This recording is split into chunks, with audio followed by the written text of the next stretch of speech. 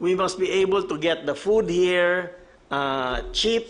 We must be able to store the food so that the fresh food, so it will last. We would also like to support the whole value chain for the food products, including food markets for efficient distribution, similar to fruit and vegetable markets established many years ago in Japan.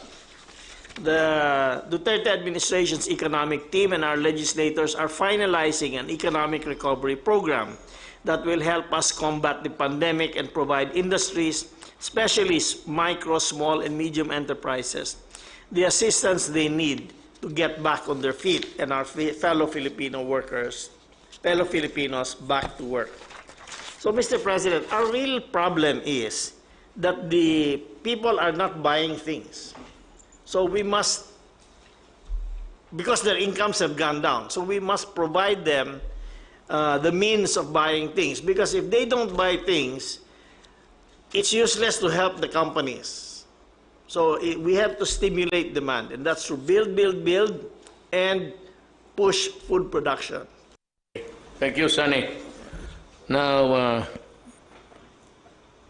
I'd like to hear from the DOH.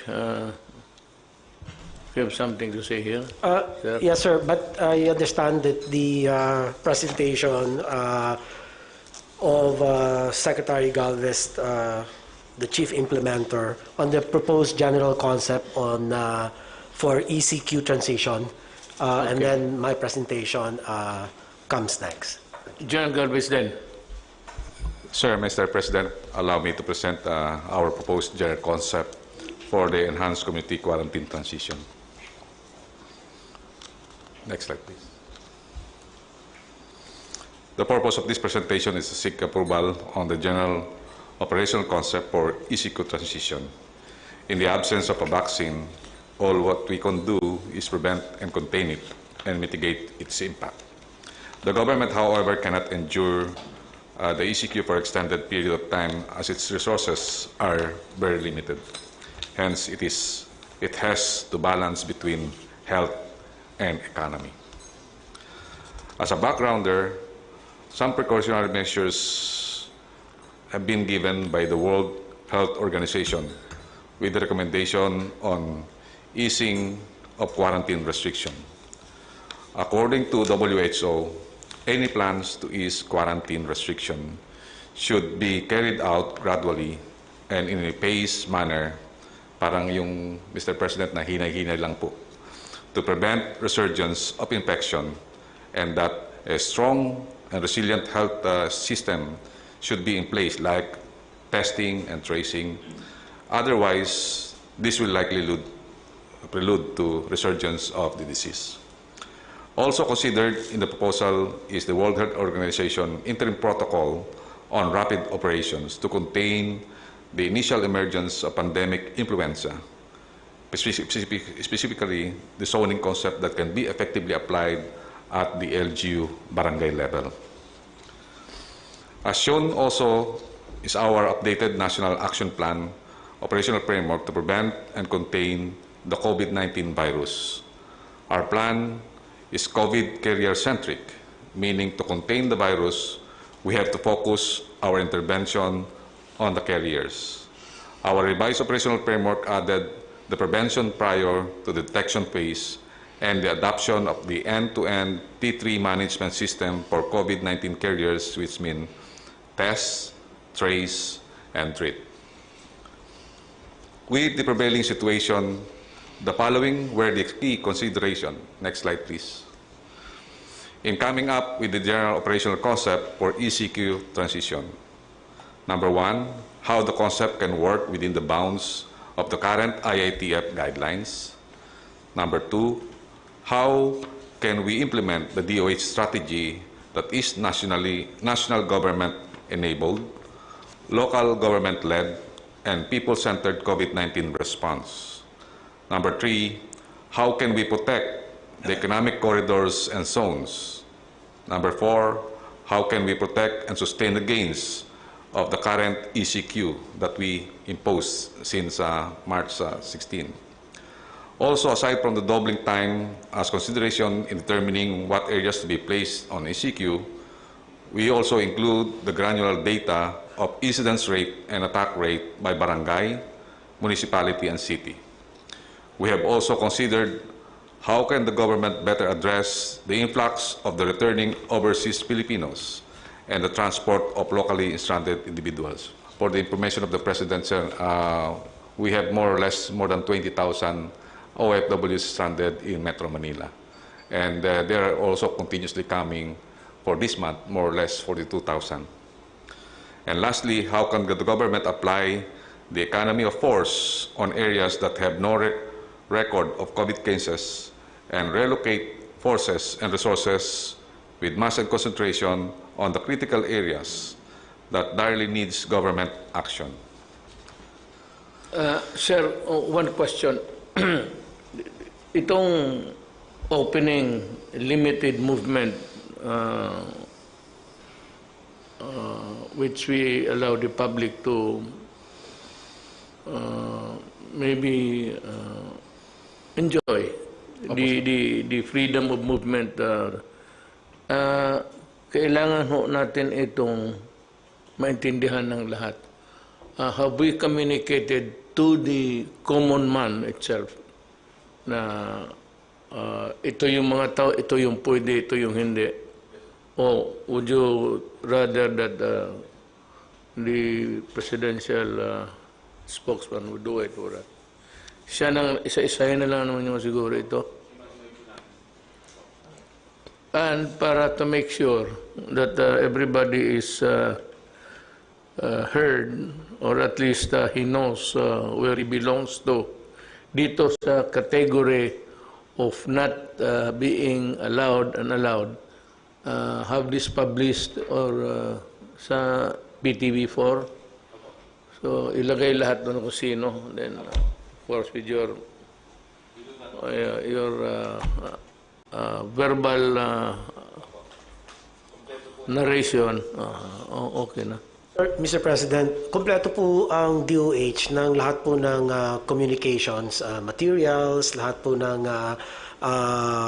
mga advisories, and the chairman of the National Task Force Task Group on Strategic Communications is none other than your spokesperson, si Secretary Harry Roque. So we will make sure that all of these materials are submitted to him for cascading to the general public, Yes, Mr. it's President. very important that the common tao demand himself, who is concerned with about his livelihood, must understand that he is at present not allowed. At yung iba allowed. So it must be it must appear to him very clear that ito sila. He belongs to this category and why he is allowed to work. At ito namang mga why they cannot be allowed to mix again with the outside world. Mga kababayan, magandang gabi sa inyo lahat. Napag-usapan ho dito lahat kung ano ang gawin. Now, these things are not really very clear to you because it was brought up in a matter of discussion. Out of a discussion, things were decided. So, although nakasulat na, it was put on the table to be decided upon. But most of the recommendations by the top guns of itong inatasan natin, General Galvez, General Anyo, si DOH, si Defense Secretary Lorenzana, Sani, at makita naman ninyo, kung makinig kayong mabuti, dahan-dahan, then you'd understand. But anyway, yung hindi ninyo naintindihan, yung mga taong pwedeng lumabas at pwedeng hindi lumabas, hanggang dyan lang muna kayo. Were enumerated in our papers which we cannot distribute to all of you. so that it behooves upon the Secretary of Justice, Secretary of the spokesman, Secretary Roque, to make it clear for you. Ang blackboard niya is PTB4. He will be using that government facility to convey the message of what has been decided tonight. Now, I hope that you are all safe at wala namang pinsala sa buhay ninyo. I pray. And I greet all the mothers belatedly, though, Happy Mother's Day. At yung mga nanay na nawalaan ng mga anak fighting COVID, doing the highest, the noble endeavor that one can do in this world is to serve your fellow men. You have our kind thoughts and prayers. At saka masabi ko sa inyo na you know, you live and die in this world, that's for sure. But to have been given the chance to serve your fellow men before going to the universal sky is something which you should be proud of. Lahat naman namamatay. Pero kung ginawa nila, it's something, bayon ang bao nila sa kanilang universal identity, that they did something for their fellow men. Anyway, also I remember my mother, Soledad. She was a very good mother to me. Look what happened. Naging presidente tuloy ako. Nawala yung disiplina niya sa akin. My God, kung paluhurin ako noon sa altar.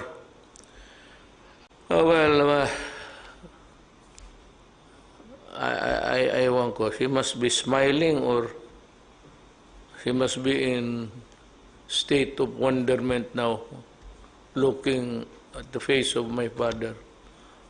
Anong nagawa natin sa anak natin, itong gagong itong Rodrigo? Bakit? Well, anyway, God has maybe chosen me to work for the national government to help my fellow men. And that is why we are here. Ito lahat amin, trabaho ito para sa kapwa-tao namin. I assure you, there is no corruption allowed. Kung meron man makalusot, kung makalusot kapag nahuli ka, sorry ka na lang. Ganon talaga dito. And I have fired several undersecretaries, assistant secretaries, because we value the privilege of working for our country and serving the people. It's an extreme rare privilege to be in government. Not all are given the chance to be here deciding what is good for your neighbor. Yung lockdown, they will explain to you thoroughly by Secretary Roque. At mayroon tayong mga tawag niyang new normal.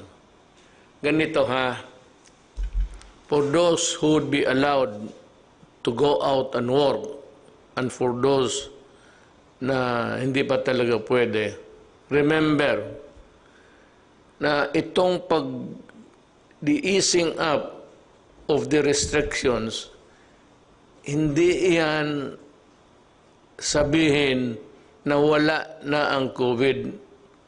Just because we allowed certain people, dahan-dahan lang sa para walang, hindi tayo madapa, dahan-dahan lang. Because we cannot afford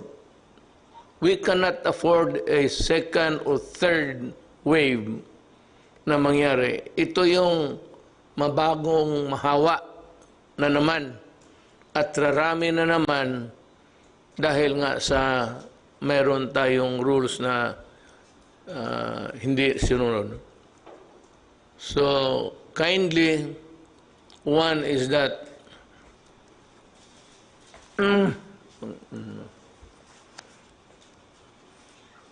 do not go out of your house without a mask. That is a must. Must comply. Tatapikin ka ng pulis. Hindi ka naman ulihin. Pero makakahiya sabihin sa'yo, tumabi ka muna. Wala kang mask. Where's your mask? Kung wala kang mask, you endanger na ipapasubo mo yung kaharap mo. Hindi ikaw. Kung gusto mo mamatay, okay lang. Pero yung kaharap mo, hindi pa niya panahon. Tapos mamatay lang sa just because you do not want to comply. Kaya ako nag-comply ngayon lang. Kasi then the social distancing. Ito yung new life. Until such time na meron ng vaccine. Meron mga medisina but not vaccine. So, gano'n yun. Sundin lang ninyo yan, importante masyado. Whether you are really allowed to go out or not, if you are out, wear a mask. It is a must also. Kailangan. Ha? Ngayon, kung wala ka naman talagang gawin, COVID is very lethal. Huwag ka talagang magsugal dyan sa COVID kasi pag tinamaan ka, it can go either way. Punta ka sa punerarya o matulog ka sa bahay ninyo. Matulog ka sa punerarya, hindi ka nagigising. Kunin ka na doon para sunugin. At saka walang punerarya ngayon, pag namatay ka, COVID, because the whole of your body is already crawling with the germs, diretso ka sa, hindi ka malang mayakap ng, mga anak mo, asawa mo, hindi mo mayakap. Kasi hindi ka na mayakapin, kasi kung yun naman magka-COVID. So yan ang masakit dyan. Kayo, but take it from your sa binigyan ninyo ng trabaho dito sa national government. Kumbaga ako yung wag na lang yung parang mayor na lang kasi parang ano lang tayo, city council. You just address me as mayor, mas komportable ako. Yung mayor na mismo nagsasabi na sa inyo na gawin ninyo to kasi makatulong ito para sa atin. Huwag mong gawin yan kasi haharutin mo ang mga kapwa mo tao na hindi pa nila panahon. May mga lugar na will remain sa lockdown, may contagion, maraming rate of infection, may magpasok ng gano'n tapos tignan nila ng mga doktor, mga health authority, tignan nila ang rate of hawa.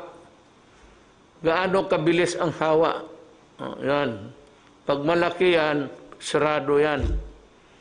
At gagamutin kayo or you go to the hospital. Bantayan ninyo kasi ang hospital, kasi ang kama na dadalhin ninyo, 5 na ang patay doon.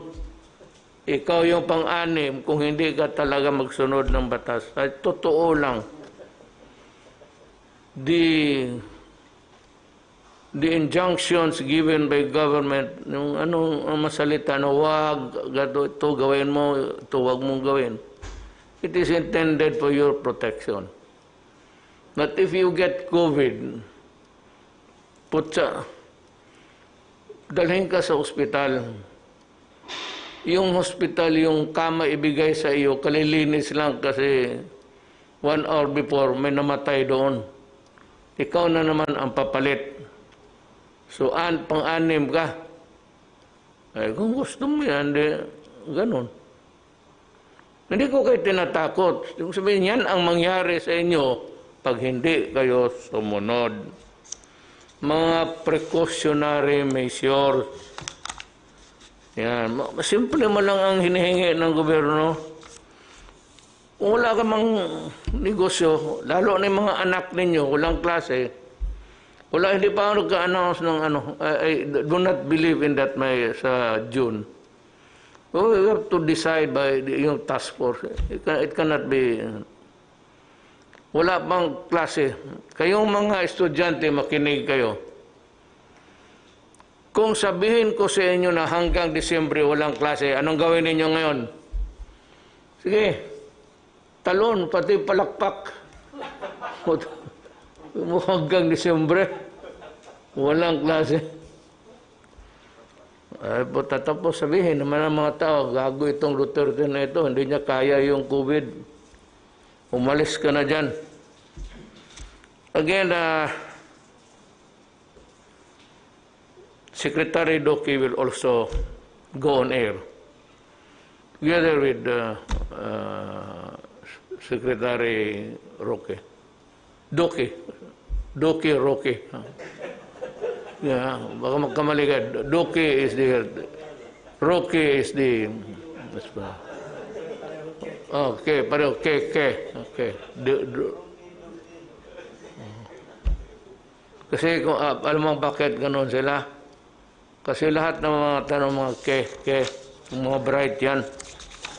Yan talaga ang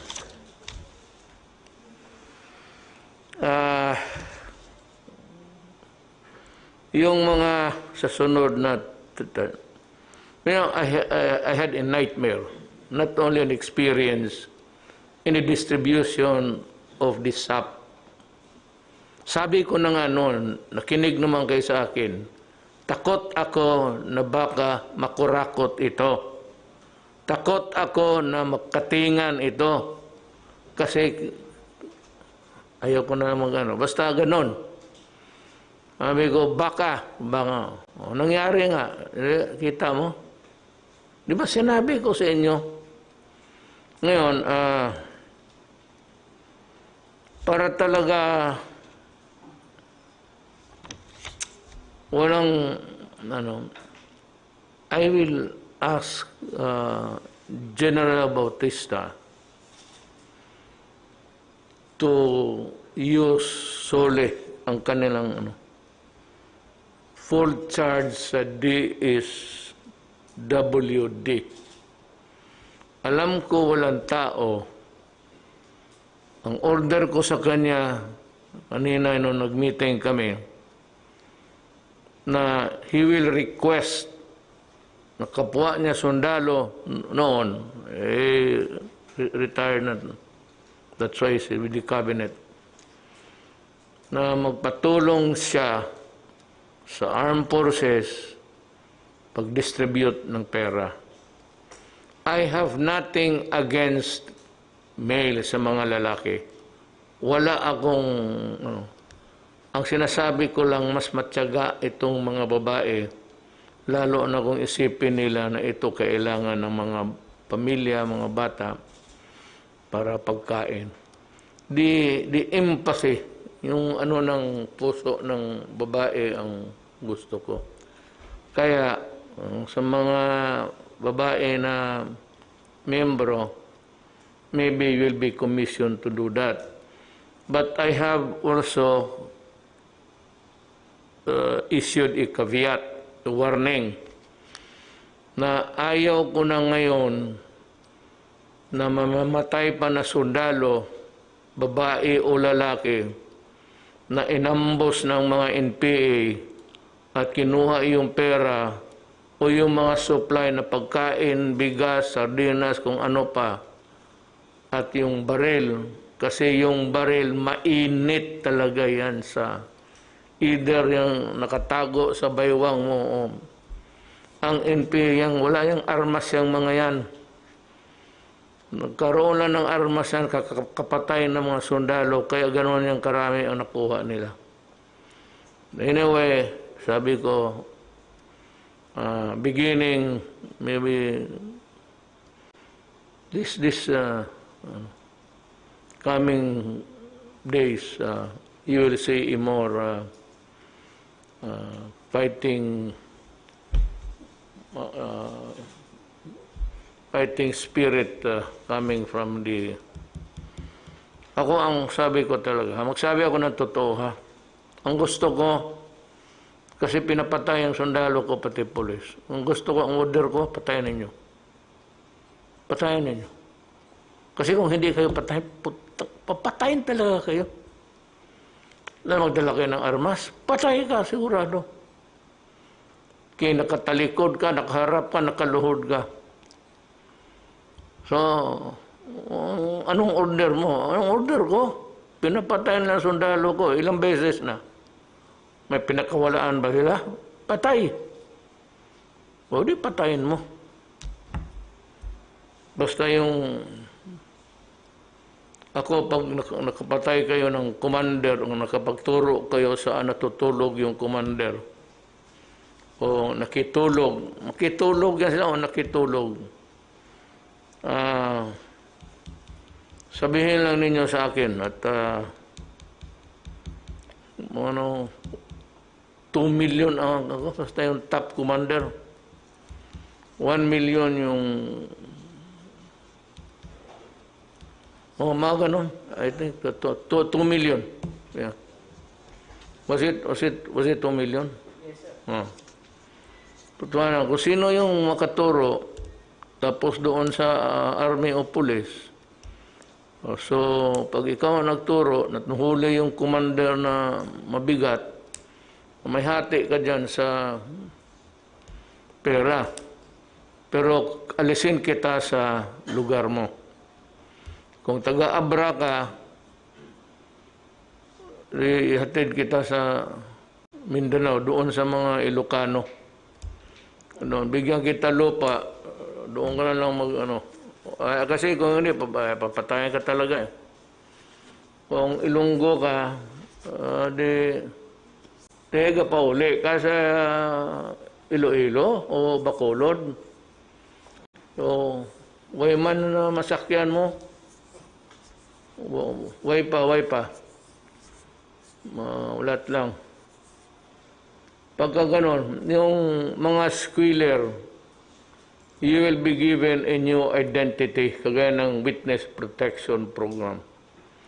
It need not be under the Witness Protection Program, but I order that you be treated as a witness, taken as a Witness Protection Program. Sali kayo, may bagong identity ka. Yun, at may kung sabihin mo doon sa mga pulis pati, o kasali man ako dito, sabi ni Mayor, ang akin dyan is 500, baong ko daw kasi i-relocate ko yung pamilya ko.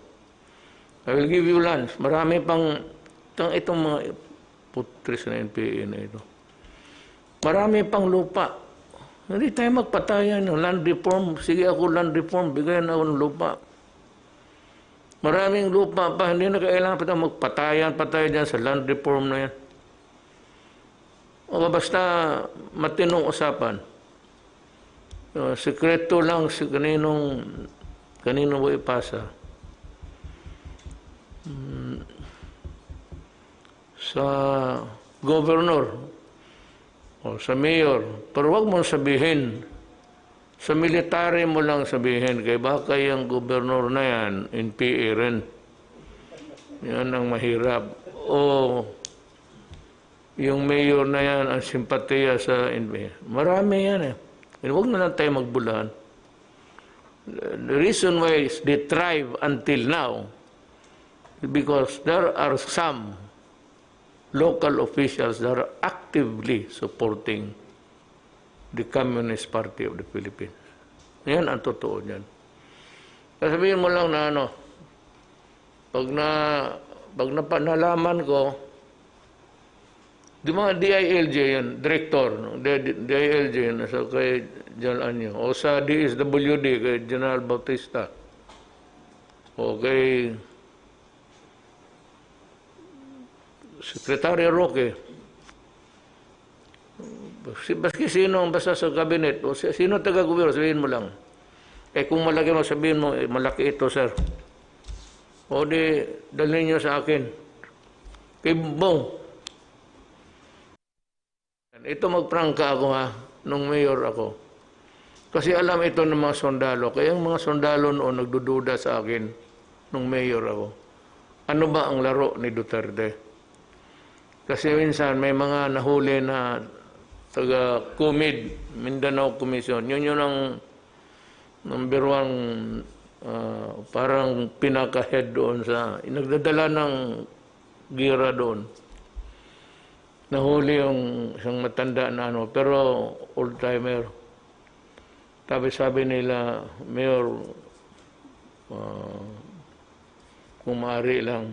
Ako, may trabaho ko, pag may nahuli sundalo, kinukuha ko rin sa bukid. Pupunta talaga ako sa bukid. General Anyo, hindi kami kilala yan. Si Delphin, noon. Pupunta lang ako po, nagkikipag-usap ako ng NPA. So yung lahat na sundalo na bihag o mga government officials, ako kumukuha. Tapos balance ko kung ano ang importansya nito, sabi ng matanda na. Sabi ko kay Bongbong, kusapin mo, sabihin ko, arburin ko na lang yan. Si Pisip ko, matanda na yan. Kaya ilang taon na ito, 67 yung wala na. In-hotel na ito sa kanila. Pa-release mo. Pinarelease ko. Kaya ganun kami ang usapan namin mga NPA. Noon kasi mayor lang ako. Pero ngayon na ako na yung kapatas, mahirap yan. Hindi na maganda tingnan. Kung gawain ko pa yan ngayon, ang magbaril sa akin si General Galvez, hero ng Marawi. Alam ko man. Kaya tama-tama. May mayor, mapatawad ka nila kasi alam nila maglaro ka eh. Una-una, buto yan eh. Kaya ako tinatanong ang kaibigan ko militar eh. Buto yan, sabi ko. Walang pakialam dyan sa girang. Ngayon, ano na ako, naging kapatas na ako ng ating mahirap na yan.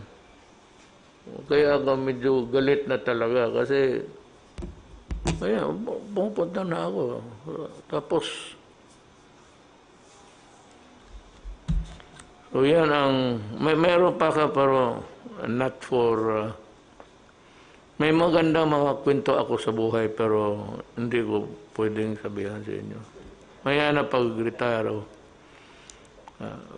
Pero noon malapit na talaga ako patayan ng military.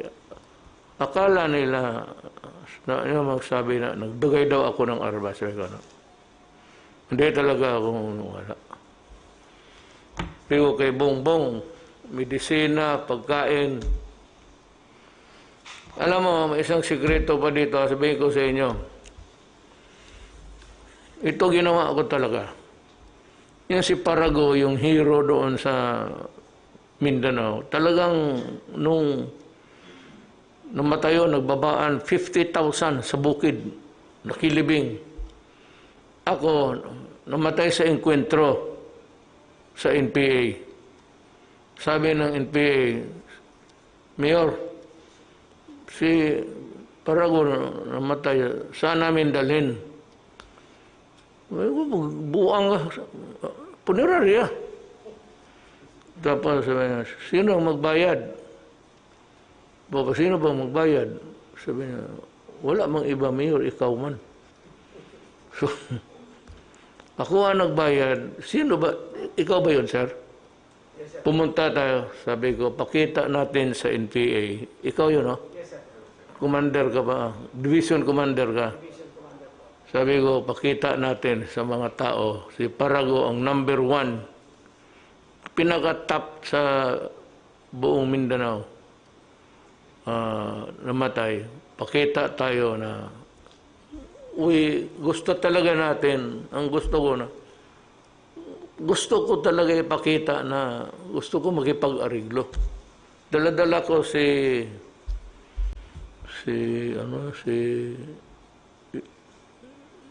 yung sino?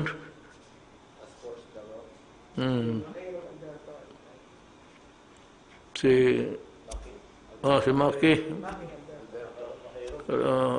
Alberto, pati si John, sabi ko, sumama kayo sa amin. Medyo na pa sila, ha? Pero hindi. Rigluhin lang na dito, tugiran na ito, magkaubusan tayo. Pinuntahan sa Bunararia, nagpag kami sa biyuda. Tapos nung nalibing, sama rin ako. Upo rin ako doon sa seremonya ng nakinig ng itong gobyerno ito, walang ba't, hindi nakita po tao, mayor, pagka walang hiya talaga mga gago. Pero ganun yung istorya ko. Marami yan, pero wag na yung iba kay may mga Amazona, hindi na masyado maganda ang kwento. Pero mga well, I respect their decision in life to die for their principle. Inyo yan. Kami dito, also, like you, we are at disposal of our destiny. Handa rin kami mamatay para sa bayan. Yan lang. Kayo, hindi man kayo kailangan mamatay. Sundin mo lang ang patakaran ng gobyerno at mabuhay kayo. Sabi ko nga, kung ayaw ninyong maniwala, ang inayang kama dyan sa ospital, nahigaan mo, 10 na ang COVID victims dyan na namatay. Pag namatay ka pa, punta ka ng punerarya, wala pang bakante na kwarto sa funeral parlor kasi maraming patay sa COVID. Yan ang tandaan ninyo. Maraming salamat po. Nagpapasalamat po ang ating Presidente at ang buong sambayan ng Pilipino sa mga sumusunod dahil sa kanilang mga tulong sa ating bayan sa panahon ng COVID-19.